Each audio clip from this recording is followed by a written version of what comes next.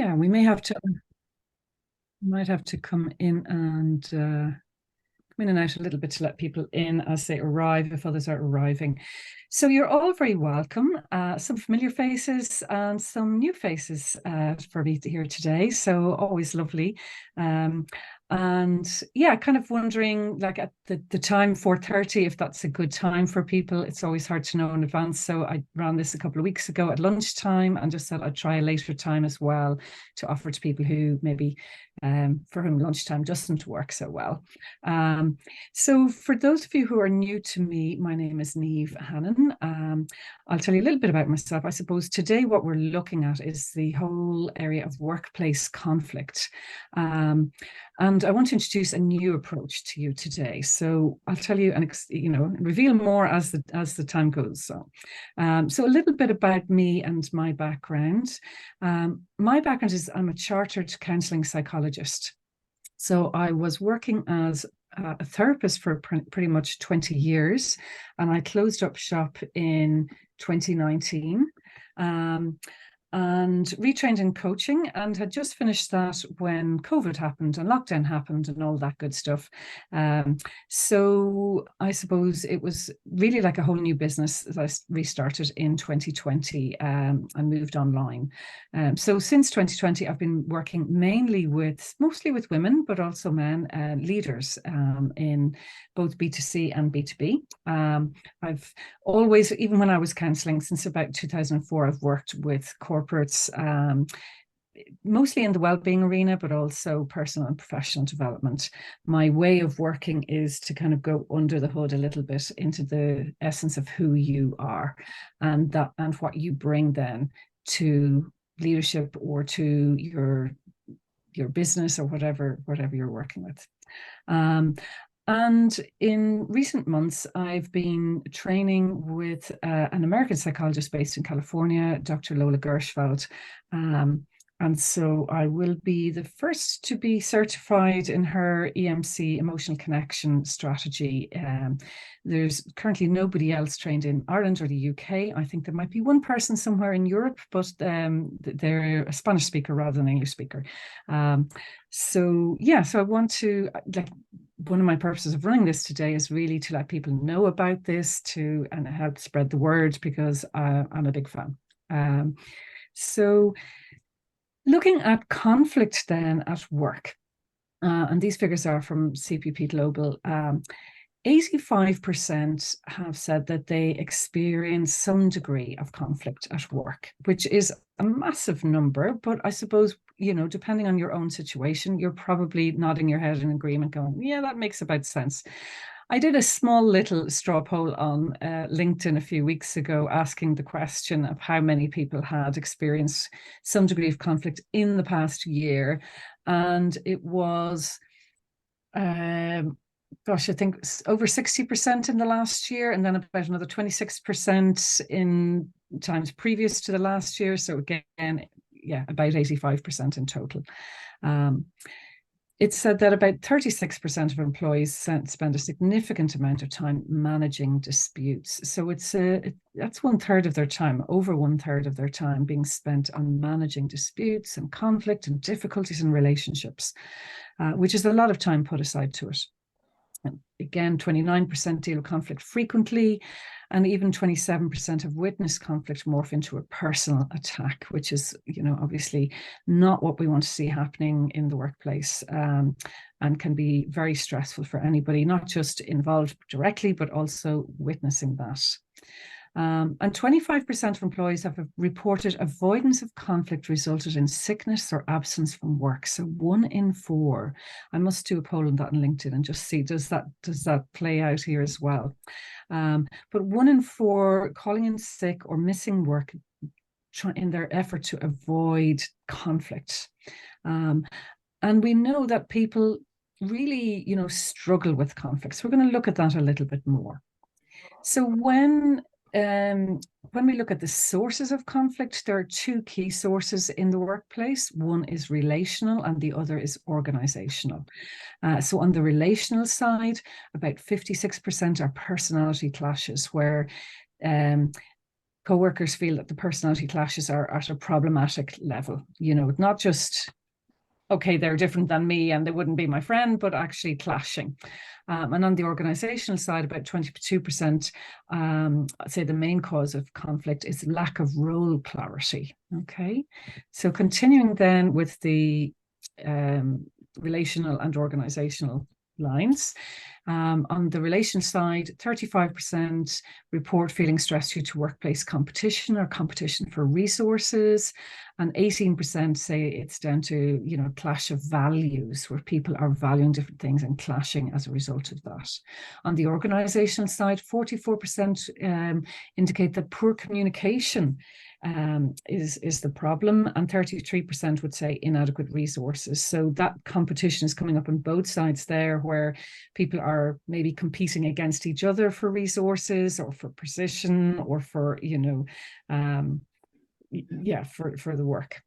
And that's causing conflict in the workplace as well. So regardless of the cause of conflict, the costs are huge. And now these are American figures. If you have UK or Ireland figures, please do send them on to me. Would love to be able to access, or if you know exactly where I could access them. But in the States, certainly, it's estimated that workplace conflict wastes approximately 3 hours per week per employee. That is massive. So if you have a team of 10 people, that's 30 hours a week estimated to be lost in conflict. That's nearly another employee full time. If you have 100 employees, that's 300 hours you're losing per week. And so, you know, you do the calculations depending on the number of employees in your organization or even in your team, and maybe their average salary, and figure it out. But it's coming out massively. It's huge, because 3 hours per week doesn't sound huge until you start to multiply that out and you realize, okay, the costs of conflict are huge.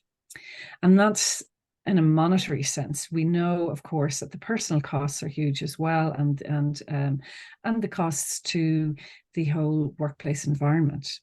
So frequently, well, always really, there's some loss of productivity, and there may be absenteeism, as we've seen. Maybe 1 in 4 are calling in sick or being absent due to conflict. There's also, you know, if things go the legal route, there are the complicated processes that people have to go through, and the legal fees, and inevitably employee turnover. So people will leave jobs in order to avoid that kind of environment. And even if it's not a toxic environment, they may, you know, we know that about 70% leave their job because of their boss. So if there's conflict with their boss, they're often going to leave because they don't see any other way of maybe addressing that.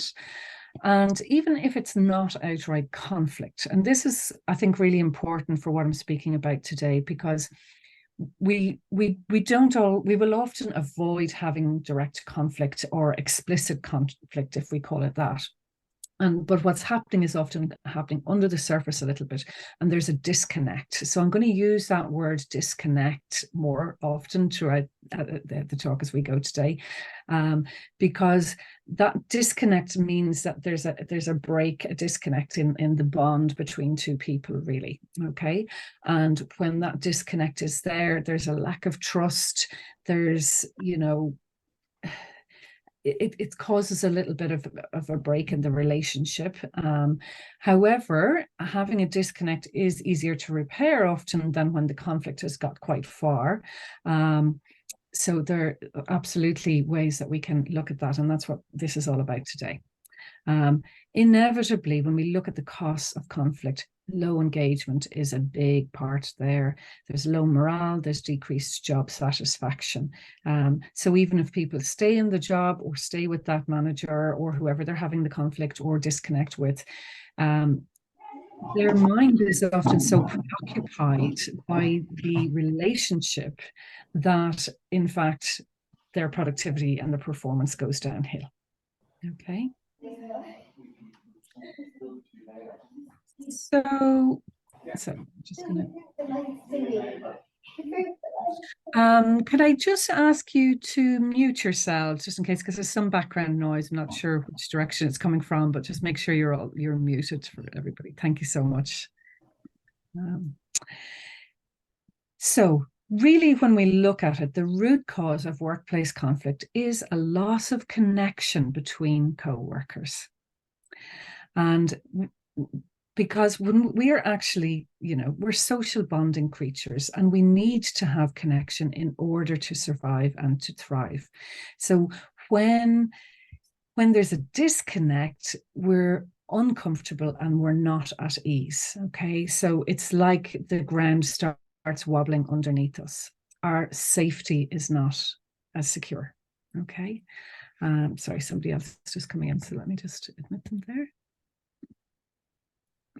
I'm going to check. Yeah, okay. So I also meant to say that if you have questions as I'm going along, pop them into chat, and we will have time at the end for Q&A as well, where we can have a conversation or discussion. I can answer any questions that you might have. So because we're bonding creatures, that connection is very necessary. It's one of our core human needs, in fact. And neuroscience research in recent years has done a lot of work on this and has highlighted the consequences of isolation and loss of social connection. So during these moments of disconnection, the emotional side of the brain basically hijacks the prefrontal cortex. So let me explain this a little bit. Manka, would you mind? Sorry, I'm just going to mute there. Excuse me one moment. Mute all. Okay. Okay, sorry, just some background noise there. So the prefrontal cortex is the front part of your brain that really, I suppose, is the executive functioning and the logical and clear thinking. And it's the part of the brain that is the last part to develop. It isn't fully developed until we're about 24, which is why if you have teenagers or you've worked with them, they often lack impulse control. They're literally that their brain doesn't function in the same way. They don't have that part fully developed yet. The thing about our brains is the amygdala, which is the highly emotional part of the brain, when that has the ability to override the prefrontal cortex. So when we go into a disconnect with somebody, that we care about or that we rely on, and we rely on our boss and we rely on our coworkers, then that amygdala, that emotional response, overrides your logic and rational response. Okay. Now, the opposite isn't true. Your logical, rational brain cannot override the emotional, funny enough, because the prefrontal cortex doesn't have the same messenger arms going out to the amygdala. It's more one way. So when we're in an emotionally aroused state, if we're feeling under threat, if we're feeling unsafe, if we're feeling like we can't trust somebody, anything like that, then basically we go into an amygdala hijack, and our cognitive functioning and our social interactions slow down. The brain kind of goes into tunnel vision of survival. Now, of course, the logical brain knows that it's not like our life is in threat here, but neuroscience has shown that our emotional brain often interprets that exactly the same as if somebody's holding a gun to our head. Okay, so the threat of exclusion, the threat of that kind of social disconnect is having the same impact on us and in our brain as if, we're literally, having a physical fight or on physical danger. Okay, so of course, even though logically, rationally, we know that this doesn't make a whole lot of sense. This is what happens in the brain. And so, of course, when you're in that survival mode, your brain has gone into that mode, you're not thinking anymore about what's best for the team or what's best for the company. You're looking for what's best for me and how am I going to survive this? Okay, so in those instances, it's very difficult for people to be supportive, empathic, collaborative, or even engaged in the work that they're doing. I hope that makes some sense to you. So as neuroscience has shown us, exclusion, or isolation, and loss of connection can kind of trigger that panic response, and that we can call a separation distress. So when that's triggered, we have different reactions. And actually, some people end up being more demanding, more judgmental, critical, blaming. We kind of go into this, what we call pursuer mode, where, like, if you think of Pac-Man, this part, it's like, we need to talk, we need to sort this out, you haven't done this, or you never said that. And so it comes across as maybe accusing, may come across as demanding, may even come across as aggressive. Okay. The same kind of response in another person's brain will cause a more of a withdrawer response. So there's Pac-Man chasing and there's somebody running away. Okay. And this person running away is often kind of trying to disengage, trying to create some distance and avoid, often because they don't want to get into conflict.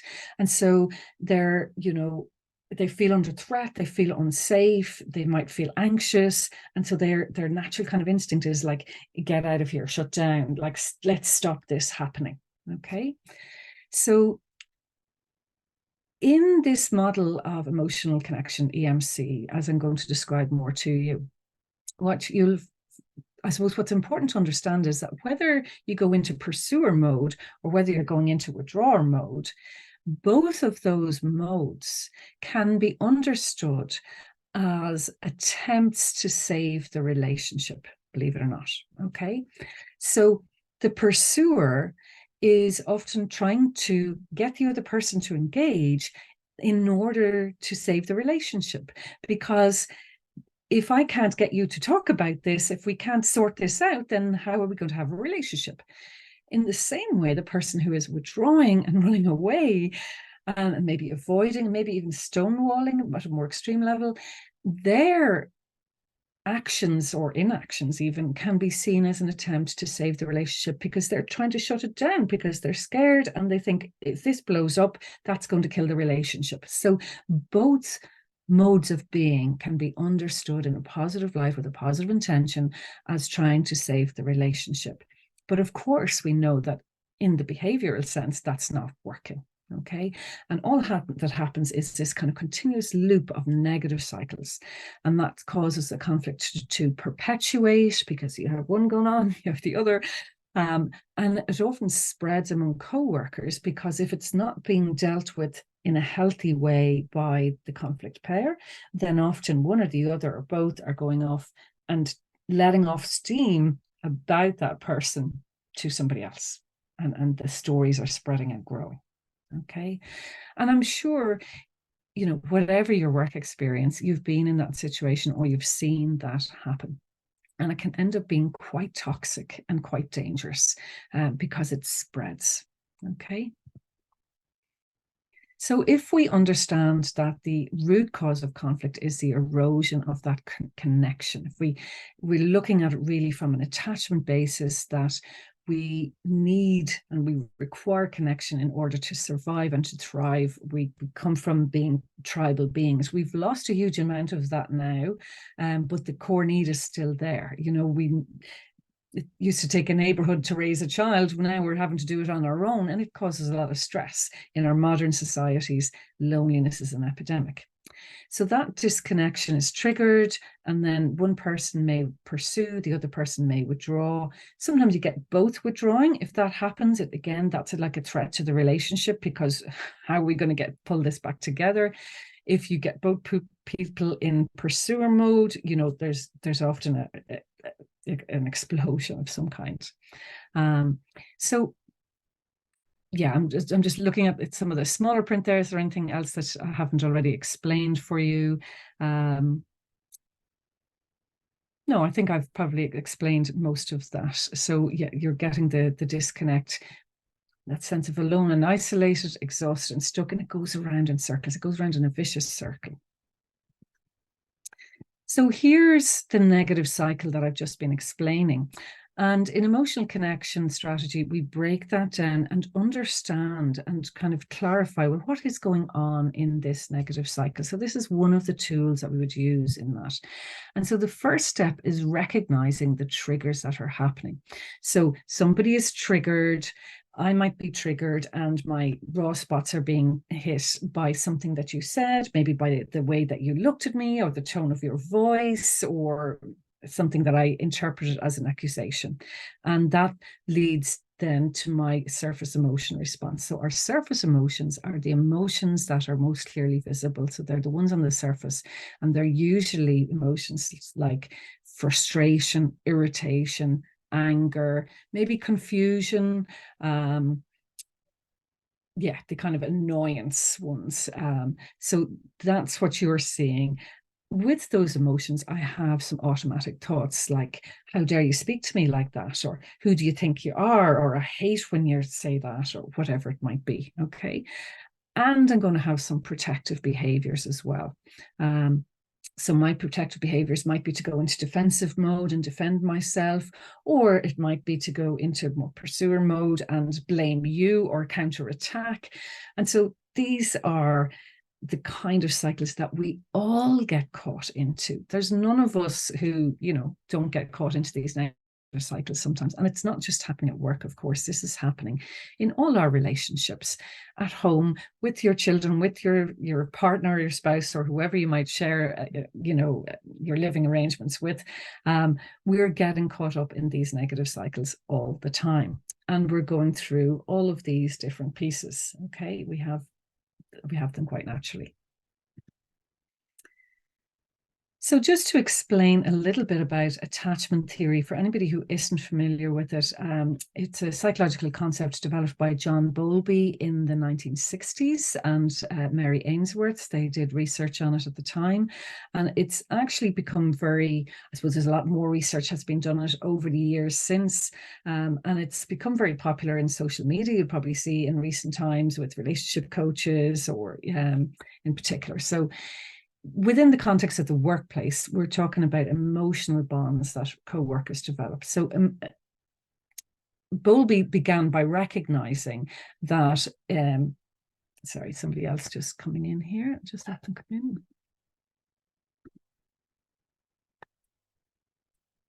in. Thanks for joining us, Victoria. So Bowlby began by, I suppose, recognizing that infants, babies, have a dependency on their primary caregiver, and they build an attachment bond with that primary caregiver. And how that bond is formed actually sets a template for all our relationships through life. That's the theory. Okay. So if a baby is the primary caregiver, certainly in the 1960s, was 99% of the time the mother. But if that primary caregiver is responsive and nurturing to the baby, if they, change their nappy on time and feed them when they're hungry and pick them up when they need comfort, then that child learns that the world is a safe place and that they can trust that their needs are going to be looked after, and they build that lovely, secure attachment. But if a baby has a primary caregiver who's not emotionally available, or maybe not physically available, maybe through no fault of their own, for example, somebody going through their own depression, or maybe have been recently bereaved, they may not be as emotionally responsive, or for a variety of different, if you think of a child who's born into drug addiction, parents, for example, there's so many different situations. But where a child is left to cry it out, and they're left in a wet nappy, and they're not being fed when they need it, and they're not getting that comfort, then they don't get to form a secure attachment. They form insecure attachments, of which there are different types. And that tends to serve as their template with the world. They might distrust the world, they might feel insecure, and form kind of relationships where they're either expecting to be rejected. So I'm going to reject you before you reject me, because that's their experience. Or so they may be inevitably pushing people away. There's different types, but that's the basis of attachment theory, in case anybody isn't familiar with attachment theory. In the workplace, we're looking at really how attachment theory is really about the emotional bond that you develop with your co-workers, and in particular your boss, whoever you report to. And very often we don't consider that these are emotional bonds. We don't consider that there are any emotions in work.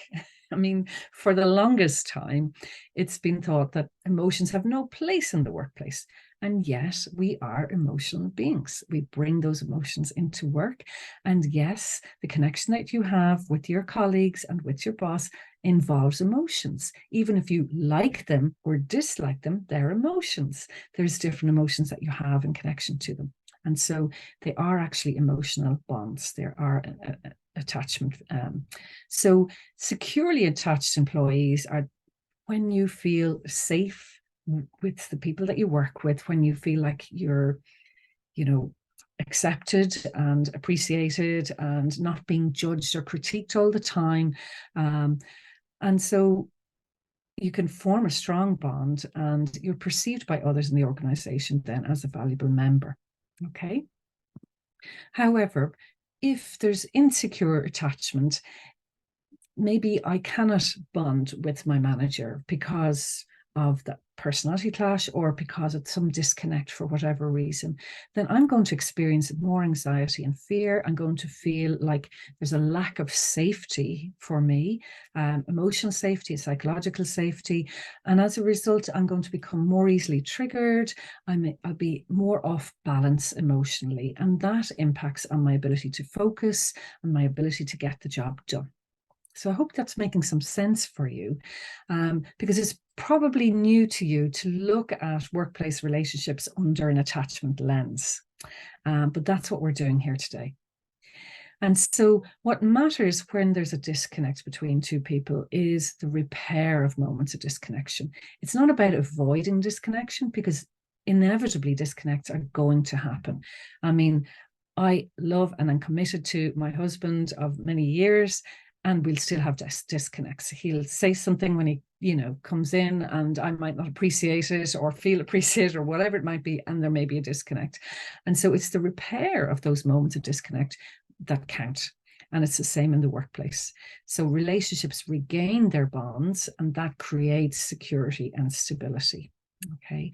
And that ability to do that actually increases the safety over time, because it means that, I know that things don't have to be perfect in order for us to feel safe together, that we can have our differences and still have a safe relationship, and still have that bond. Okay. So therefore, it is safe for us to disagree. It is safe for us to have different opinions and so on. And the good news is that managers and employees can learn the process of reconnection. It's essentially a two-step process. And so EMC is a step-by-step roadmap. The first step is about helping each other to slow down and recognize that we're caught in a negative cycle, that negative cycle that I showed you just a short time ago, and recognize where you are in it and what the triggers are and what your raw spots are and what the surface emotions are that are happening. And then, secondly, to learn how to reach for each other and engage on a human level. And simple as that sounds, it's actually a very pioneering and groundbreaking approach, because up until now, really, emotions have been avoided in the workplace. And when there's difficult emotions in particular, it's like, whoa, hands off. And so most people, where there's a disconnect, are trying to get on a professional level. So there's the veneer of professionalism and, we can work together, of course, and how are you and how was your weekend?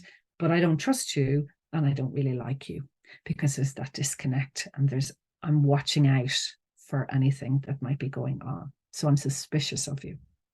And that's not a healthy way of working together. It's not a healthy way for a team to be working together. And if myself and my manager or myself and my team are operating in that way, we are not going to be operating to our potential. There's no way we can be high performers with that kind of distrust. So I wanted to share one of the tools, and actually I've shared this week with my email list, and I think there's something coming out on one of my posts. I'll be sharing the article, blog article I wrote last week. It'll come out probably, I think, this tomorrow on my social media as well. And that's about, are you there for me? So the ARE tool, accessible, responsive, and engaged. So if you are my manager or my leader, I want to know, or a close colleague whom I depend on, I want to know, are you there for me? Are you accessible? Can I go to you when I need to? Are you going to respond to me when I need that? And are you going to engage with me even when I might be feeling stressed myself? And so if you see, some of these are actually core to the attachment relationship that Bowlby would have outlined at the beginning, that there's accessibility and that nurturing responsiveness. They're key components of an attachment bond. And so it's the same in the workplace. You need to be accessible, responsive, and engaged with your people. In order to create really that, so that you're learning how to be emotionally attuned, and that so you create that psychological safety and really, then that trust in the relationship. So to break that negative cycle where there's conflict happening, I hope this is useful to you as well. It's just raising your awareness and helping you to look maybe through a different lens in the workplace, and to understand, psychologically what's going on with people when often they're not performing. So really, nearly always there's some kind of connection or disconnect happening, some relationship issue happening when somebody is underperforming. And so to break that negative cycle, the first step always with everything, of course, is awareness. We have to become aware that there's a disconnect in the relationship and become aware that we're caught in that negative cycle. So we can slow down then and identify what's going on in the negative cycle. The structure that I'm going to explain to you, the structure of emotional connection, EMC, it's actually, because it's so structured, it helps create the psychological safety. And then we can reconnect and engage by acknowledging the difficult emotions present in a safe way. So instead of avoiding the difficult emotions, we start looking past the surface, recognize what's happening on the surface and look deeper than the surface. What's going on behind the surface? What's going on inside, underneath there, the more vulnerable emotions? And of course, we know from all the research, most famously by Brené Brown on vulnerability, that of how important vulnerability is. But most people don't know how to do that safely in the workplace. How do you do vulnerability? And so this offers a very safe, structured way of going into the more vulnerable emotions and speaking about them without the attack and defensiveness being present. So it's safe and sharing vulnerability. Sorry, somebody just coming in. They'll have missed a lot. Okay, so that's breaking the cycle, and then you're creating a positive cycle instead, where you're still going to be triggered.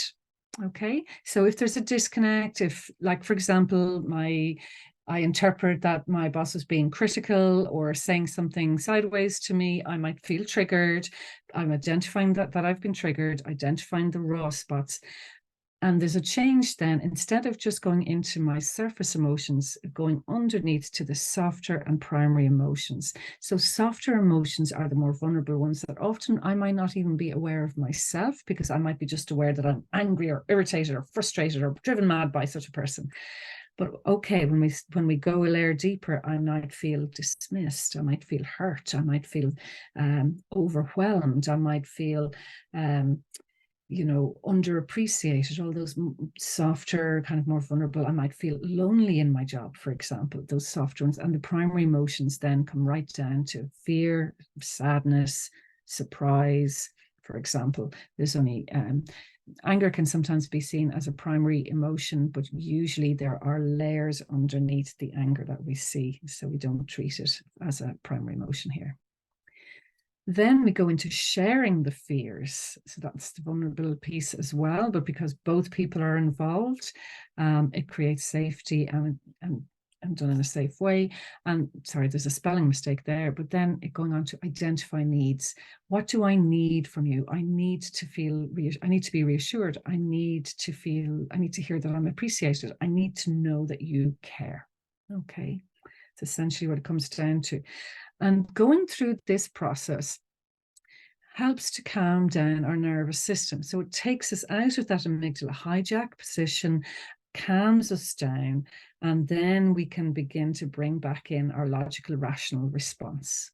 Okay, so because we're feeling heard and acknowledged in our emotions, particularly our softer emotions and what's really going on under the surface, we're acknowledging and becoming aware of that ourselves.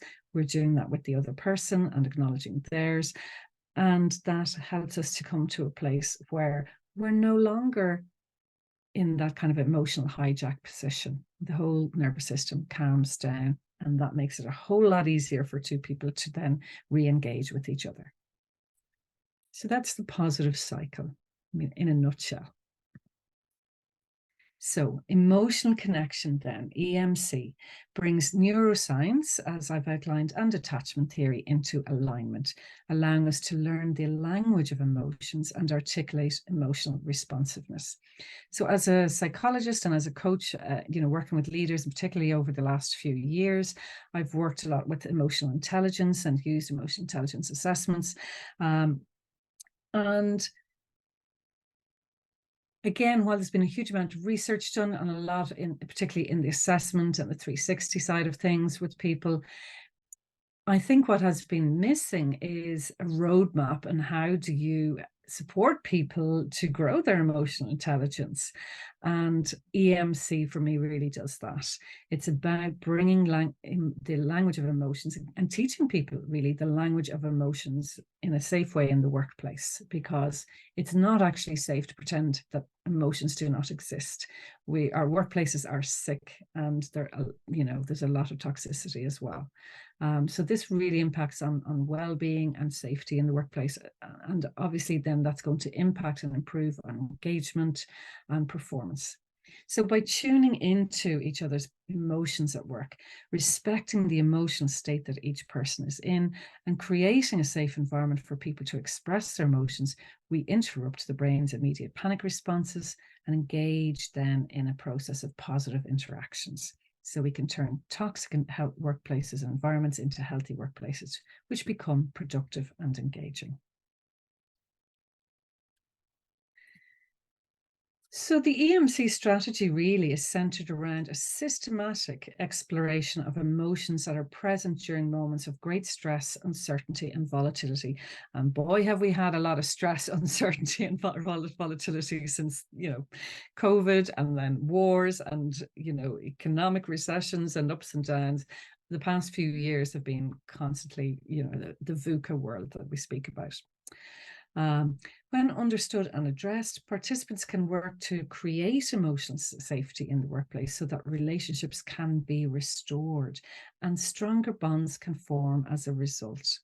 So that you avoid going down that horrible grievance procedure path where one person is feeling aggrieved and needing like all the backup of the organization to protect them, and inevitably there's ongoing conflict. It's still not dealt with well. I mean, obviously workplaces have lots of policies and procedures in place to protect people, but for the relationship it regularly ends well.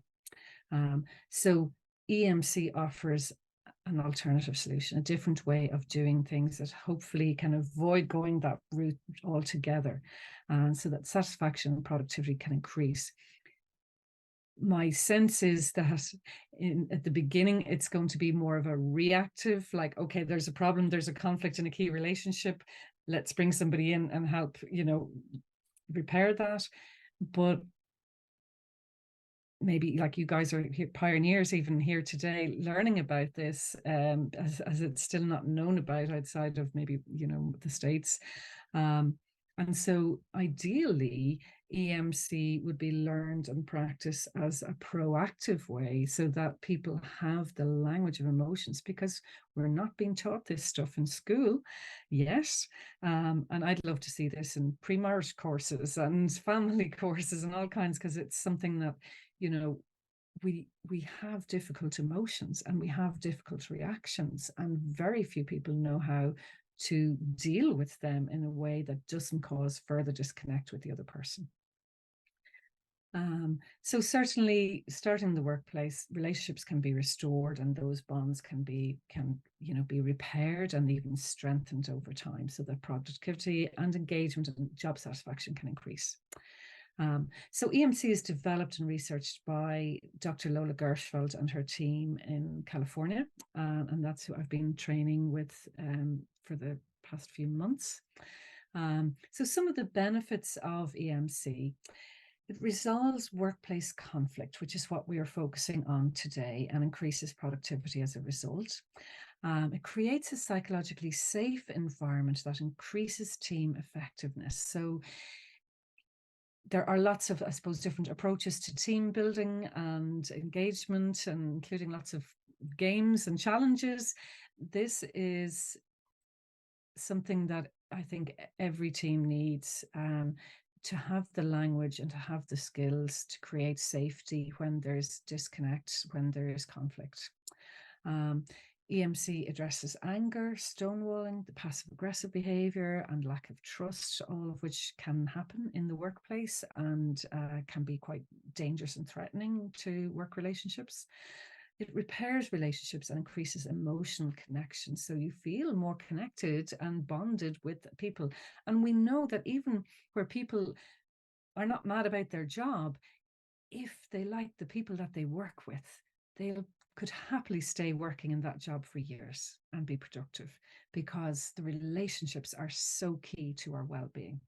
And coming from, years of experience in the well-being arena as a psychologist, as a therapist, as somebody who's given talks to thousands of talks to companies over the years, all the research would point to relationships being a key factor in our well-being and our long-term well-being.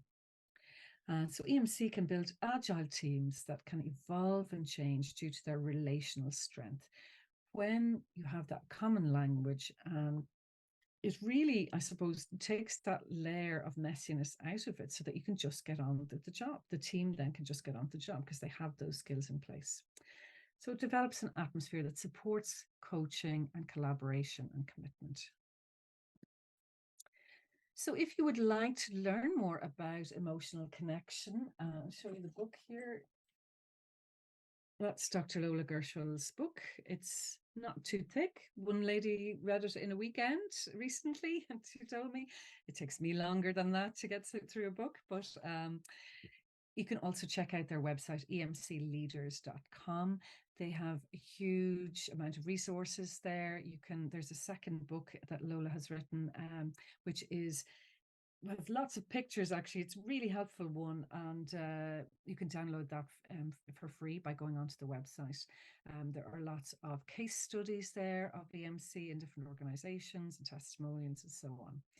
If you're interested in finding out more then about it in Ireland or the UK or wider Europe, I'm the person to contact, because I'm the main facilitator over here and distributor and training centre. So I will pop that Calendly connection into chat.